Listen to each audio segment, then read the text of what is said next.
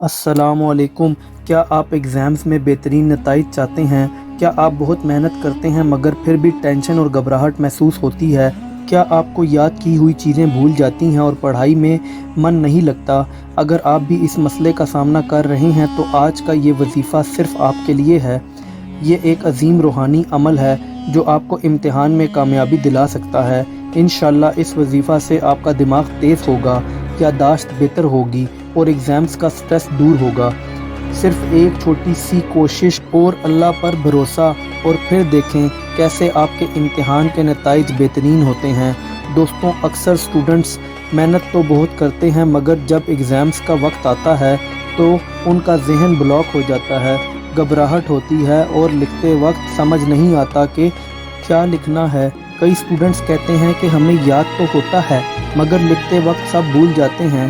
یہ سب سٹریس اور نیگیٹیوٹی کی وجہ سے ہے، مگر قرآن اور سنت میں ہر مسئلے کا حل موجود ہے۔ یہ وظیفہ آپ کا ذہنی دباؤ کو دور کرے گا اور آپ کو امتحان میں بہترین کامیابی دلائے گا انشاءاللہ۔ اب ہم آپ کو وظیفہ کا مکمل طریقہ بتائیں گے۔ اس کو پوری توجہ اور یقین کے ساتھ کریں اور دیکھیں اللہ کی مدد کیسے آپ کے ساتھ ہوتی ہے۔ سب سے پہلے اچھے سے وضو کر لیں۔ طہارت اور پاکی بہت ضروری ہے۔ 3 مرتبہ درود شریف پڑھیں۔ درود شریف آپ کوئی سا بھی پڑھ سکتے ہیں۔ 101 مرتبہ یا فتاح ہو یا عالم ہو، یا فتاح ہو یا عالم ہو، دل سے توجہ کے ساتھ پڑھیں۔ پھر اللہ سے دعا کریں کہ آپ کے علم اور یادداشت میں اضافہ ہو۔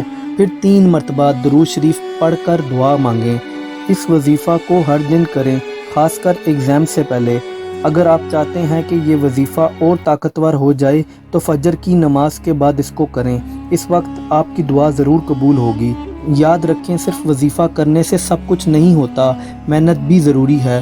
آپ اپنی پوری کوشش کریں، دل لگا کے پڑھائی کریں اور پھر اللہ پر پورا بھروسہ رکھیں۔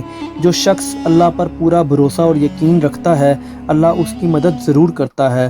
مزید اسلامک ویڈیوز اور وظائف کے لیے ہمارے اس چینل کو سبسکرائب کریں اور بیل آئیکن ضرور دبائیں۔ اللہ حافظ۔